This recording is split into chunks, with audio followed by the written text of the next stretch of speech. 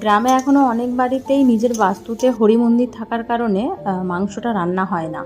তো দিদির বাড়িতেও সেম। আর মাটির উনুনে আজকে দেশি চিকেন রান্না করেছি আমি। আর উনুনে রান্না করতে সত্যি অনেক কষ্ট, তাও এই গরমের মধ্যে। যাই হোক, রান্নাবান্না করে খেয়ে দিয়ে এইদিকে ঝড় ওঠা মাত্র ছাদে চলে এসেছি। কি দারুণ লাগছে চারিদিকটা। আর মেঘের গর্জন শুনতে পাচ্ছ, হাওয়াও জোর দিচ্ছে আর মেঘের গর্জনও সাথে আছে। কিন্তু ভেবেছিলাম বৃষ্টি হবে, বাট বৃষ্টি হয়নি। আর এদিকে সন্ধেবেলা দিদি ডিম পাউরুটি করে দিয়েছে। এদিকে এখনো হচ্ছে, মানে রীতিমতো আমার মনে হচ্ছে এক সপ্তাহ থাকলে আমাকে একদম মোটা করে দেবে।